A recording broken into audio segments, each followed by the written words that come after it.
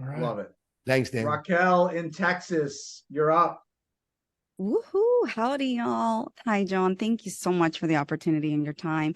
I'm having the pleasure of witnessing like these moments of perpetual mic drops, and it's amazing. So thank you, thank you. Thank you. My question to you revolves around the word legacy. You mentioned it earlier, and for me, legacy is extremely elemental in everything that I do in life.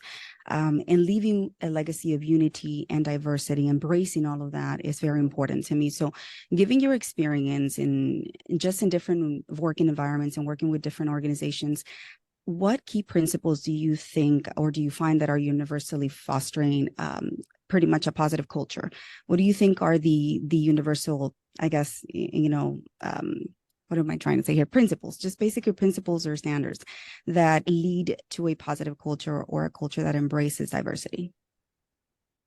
So, such a great question in terms of like of culture.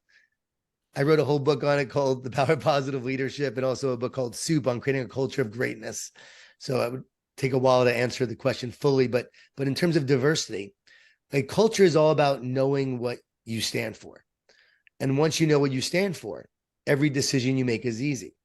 So what are the core values that guide us? And I talk about oneness a lot, but oneness doesn't mean sameness. So I believe in diversity of people, diversity of thought, diversity of ideas.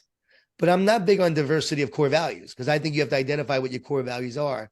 And an organization, a team has to stand for those values.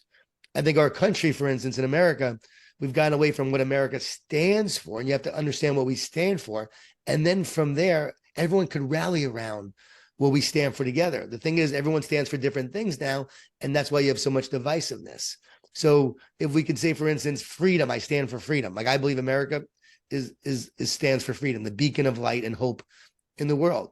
That means everything we should do should be about freedom, whether it's freedom of speech, freedom of thought, freedom of ideas. We should allow all of that. And we should also, for instance, we should actually recognize when the criminal justice system might be imprisoning a whole class of people and a whole group of minorities that as a result of oppression and so forth in our justice system. So, and having a dad who's a former police officer, I can say that.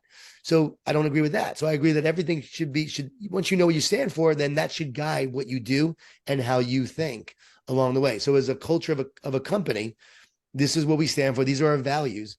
And diversity may be one of our core values that we stand for.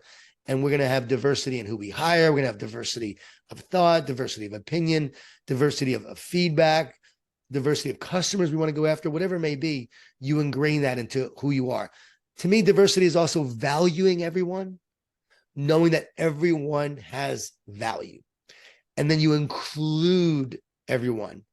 You give people a seat at the table, and they're involved in your decision-making process. They're involved in your concerns and care about what you're addressing. But you also have to understand your market.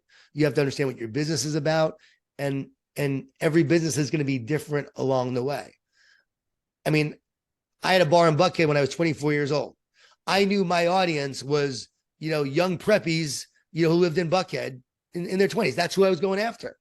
Now, I allowed anyone who wanted to come in would come in, but I knew who my target audience was for my business. And I think that's okay to be a business owner and say, I know who my target audience is.